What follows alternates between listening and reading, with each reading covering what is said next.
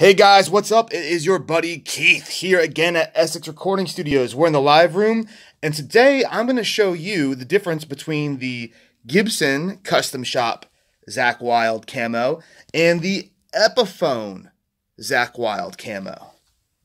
Awesome. So I've got my brand new phone. I got a Samsung Galaxy 9 Plus.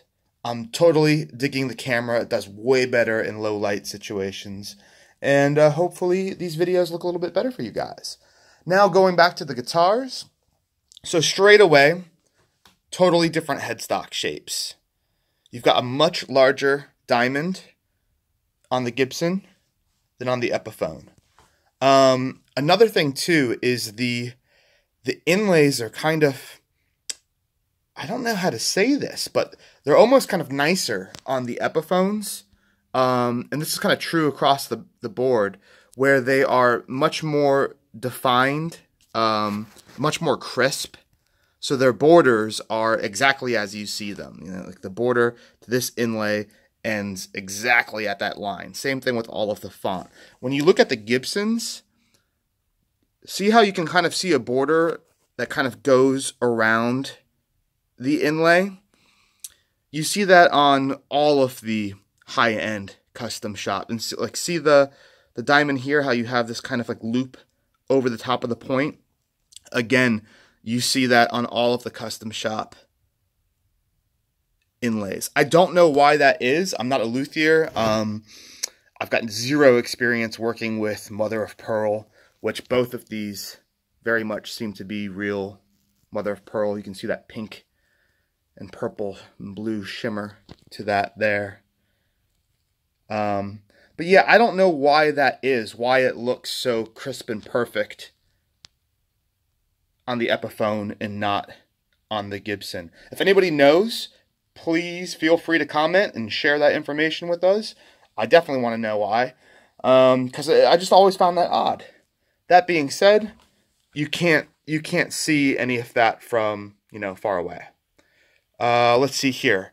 Truss Rod Covers. You've got 3 screws on the Epiphone, and it says Zakk Wylde Les Paul Custom. You've got 2 screws, and it's blank on the Gibson. On the fretboard, look at the block inlays. You can see the Gibson is a bit bigger on the block inlays. It's also acrylic on the Epiphone. So kind of like a fake or a faux mother of pearl. And it's actual mother of pearl on the Gibson. So that's a difference right there. Let's see here. What else to go into? They both have bound necks. Okay. There's another super obvious difference with these, and that is the Camo Finish. Look on the left, see how crisp, again, the detail is on the Epiphone camo, and on the right, it's very blurry. So for instance, look at the white portion of this camo where it hits the green. See that? See how that border is very well defined? Now look over here. See where the white hits the brown there? It almost looks like the camera's out of focus, but it's not. The camo is blurry, so there's no sharp edges on the camouflage. Okay, what else? This is kind of just standard for all Gibsons versus Epiphone bridges, but look at the posts, here. Oh, can we get in focus? There we go. On the Gibson versus on the Epiphone. You've got the flathead screwdriver post there for adjusting the action. As far as the EMG pickups go, this is a newer guitar, so it's got the more modern font on the EMGs, the 8185 combo. This has the older font because it is an older guitar.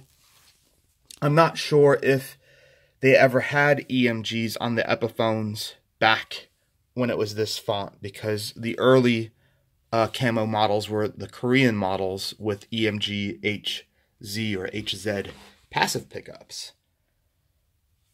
Your volume knobs are all the same. They look very much the same. Pickup covers. Okay, here's the difference. Look at the pickup rings. You've got Phillips, and then gold flathead. Phillips screw, gold flathead. Here you've got Phillips, and then a tiny Phillips. So that's a difference. I never noticed that before. Let's get in focus, guys. Up here, I don't know why this rhythm and treble pickup selector switch is there, or the ring at least. You can see on the Gibson it's not there. Even on the Epiphones, it's not supposed to be there. That being said, I've seen official Epiphone advertising with it there, with the camo model. Maybe it's quality control in China. Maybe someone put it on later down the road. I don't know. But typically you hear that being used as a indicator that it's a fake. However, this is definitely not a fake. This is a genuine Epiphone. Strap buttons. There's your strap button there. That's what you've got on the Custom Shop Gibson. The maple fretboard is very different looking. It's lighter, and you can see more long, streaky grain patterns in this Epiphone. Whereas here, it is much different looking. The grain looks more, it's darker, and it looks more compact. It might not even be maple. I'm not quite sure, because it looks like a totally different wood almost, but I thought it's maple on both. See that? Look at the grain. And then look on it here.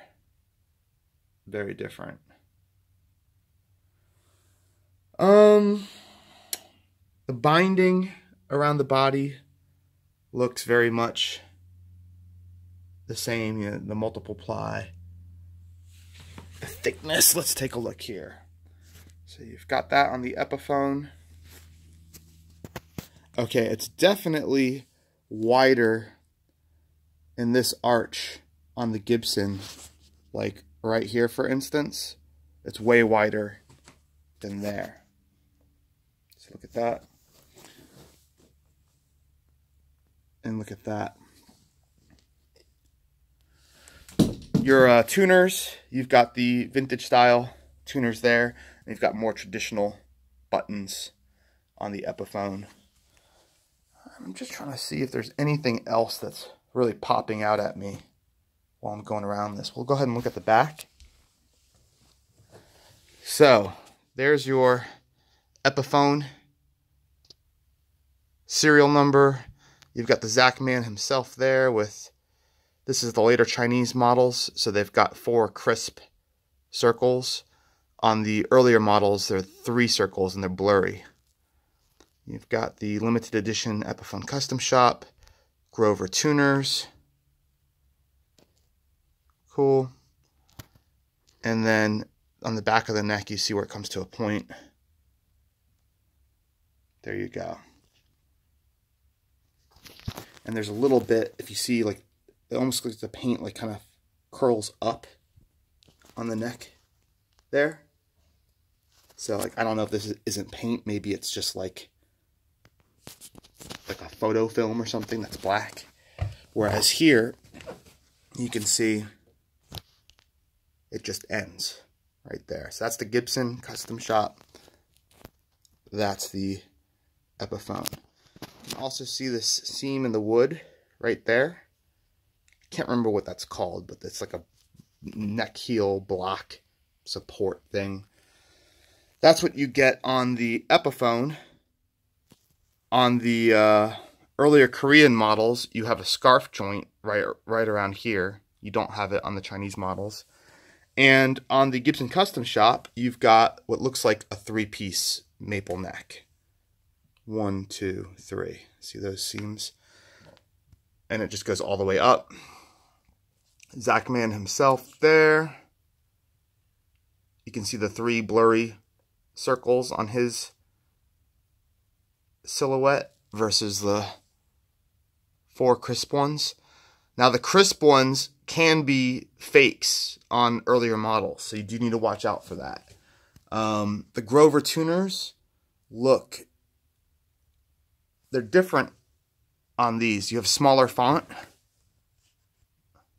So you got smaller font, smaller, very crisp font. And look at it over here. Much bigger and a bit closer together. So these might be like the, I don't know if Grover tuners are made in different factories, just like guitars, where they have, you know, the USA models and they've got the cheaper Chinese or Korean models, but these look like the cheaper Chinese and Korea models. Look at the tarnish on the finish, and this is a much newer guitar. You can see all that tarnish like on here, versus these look perfect. There's your serial number, ZPW208, and then Gibson Custom Shop. As far as the back's concerned, again, this is a newer model, so you have the battery access there. And then aside from that, it all pretty much looks, let's get in focus, pretty much looks exactly the same. So that's it, guys. I hope this has been informative and kind of interesting for you. It's not every day you get your hands on two of these side by side. And yeah, hopefully you find a good deal on one, and when you do, upload it and share it with the rest of us. Love to see it. I waited a long time to get one of these customs, and I'm going to hold on to it for a while until someone gives me some good money for it. All right, guys, I'm going to sign off. I got to go send this one off to the States, and I will see you all back shortly. Got many more guitars to show you with our brand new camera. Please subscribe to the channel. We're at over 490. I think we're at 493 today. I really want to hit 500 in the next day or two. And like us, leave comments. Like I said, I really want to know what the deal is with these inlays on these Gibson Custom Shop models. And head on over to our Facebook, Essex Recording Studios. We're located about 20 minutes outside the M25 Ring Road around London. So if you want to come to the UK, you want to see London, want to go look at the crown jewels in the Tower of London, come stay with us and let's record. Let's make some awesome music. Get you on the radio. All right, guys, I'm going to run. I'll see you soon in the next video. Bye.